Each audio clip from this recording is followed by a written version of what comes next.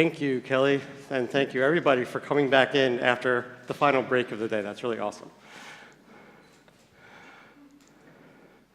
Right, so I'm going to talk about innovation, which seems kind of strange because that's pretty much all we've been talking about the entire week, right? Now, innovation comes from many things, but it really comes from problems that we face, and we've discussed a number of different problems this entire week, and so I'm going to proceed to solve all of them. No. Samba has been mostly focused on about 3 of these problems, and so I'm going to briefly discuss those, and it's going to be very brief because I have 6 minutes and 30 seconds before we have to sit down and discuss these things. We've been working on several problems. The main one, or one of the main ones I want to talk about is deduplication of multi-screen ad exposure. This is extremely important, right? Because you've got TV ad exposure, you've got digital exposure. Digital exposures can occur on a proliferation of devices, and you need to have some way of telling what the overall frequency is of a campaign. And so for reach and frequency management, this is an extremely important problem to work on. The second thing is control groups. Now, Samba's mostly in the business of studying and looking at linear TV and basically everything that occurs on that device. But in linear TV world, it's very hard to create a control group. Some of you were in the room earlier when we talked about randomized control groups and incrementality. In linear TV, it's particularly difficult. The third thing is creating a panel of TV viewership that captures modern TV behavior. In order to do this, you really need to grab everything that occurs on that screen. Because in the modern living room today, when people use their television set, they might be watching satellite or broadcast TV, they might be playing a game, they might be using their Netflix app. There's so many things that they might be doing. It's very important to capture everything. The letter N is not supposed to be on the second line, but the word fragmentation got fragmented. How about that? I meant to do that. Yes, that happened on purpose. Thank you, sir. This is not how we're going to redefine fragmentation by simply dropping off the N.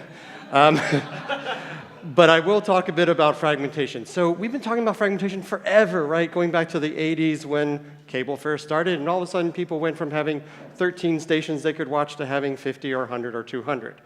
So the notion of fragmentation has largely been about having more choices, having more channels. But I say that there's now 3 axes to think about in terms of fragmentation. There's a proliferation of choice. That's the one we've been mostly concerned with. But there's also the proliferation of mode. When you consume content, you could be, like I said, you could be using a Netflix app on your TV, you could be on your tablet, you can be on your desktop, you can be on a mobile device. There's a proliferation of mode of consumption as well. The third thing is time shifting. And I'm going to get into some more detail in a second, but it's amazing how many people just don't watch programs live anymore. And this is another type of fragmentation that you need to think about when you're doing TV buying.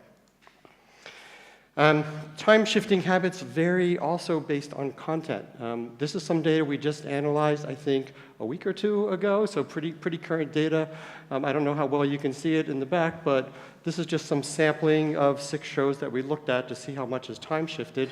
Interesting things, of course, you see the Super Bowl. Super Bowl is 0.8% time shifted. There's not a lot of people watching it time shifted. Maybe they had to go to their daughter's graduation that day, or who knows what happened. But 99.9% watch it live. The Today Show is also a show in the US that people tend to watch live. But many of these other shows you see are quite a bit less live. So there's a lot of time shifting going on.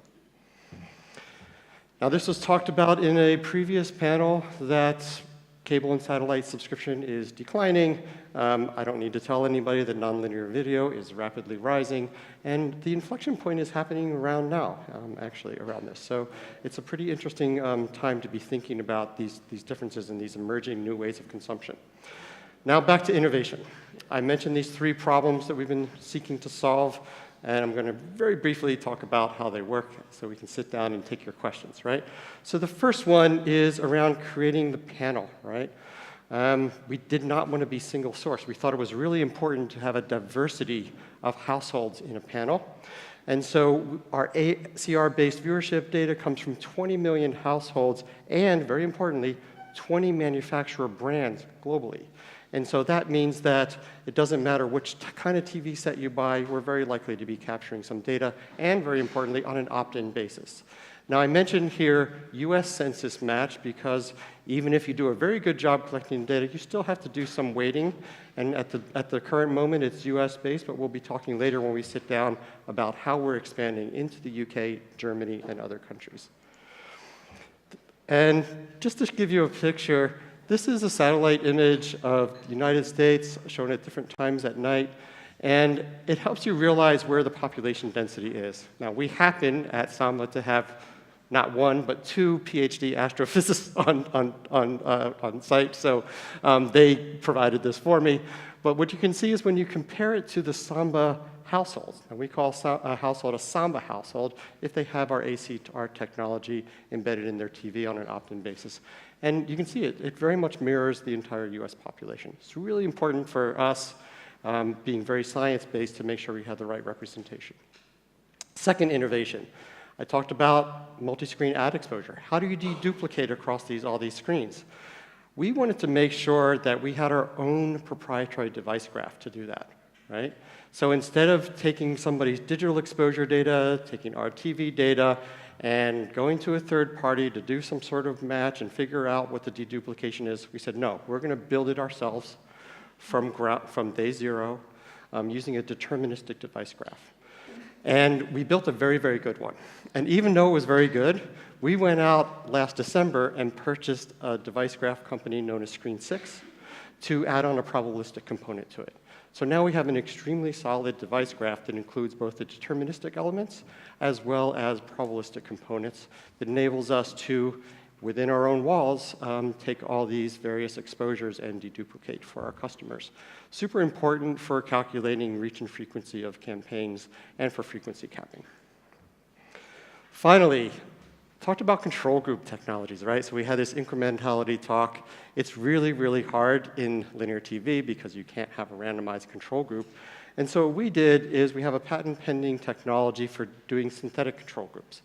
What's a synthetic control group? A synthetic control group is a control group that you create that very closely mirrors what the true control group would be. And what we do in this particular case is we actually find households that typically, or you would expect to watch a certain show, but for whatever reason didn't watch on that particular day. An example is you normally watch, what's a popular show these days? I'll just say in the US there's a show called America's Got Talent. Maybe you normally watch it. We've got Britain's Got Talent.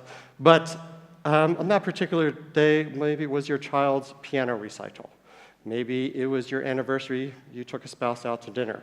So for some random reason, you didn't watch that show, you didn't get exposed to that ad. Guess what? You're in our control group. You actually have perfect kind of control that we want. We call this a synthetic control, and it's a patent-pending technology that Samba has developed. That's all I've got, and we can Perfect timing, thank turn it you. over.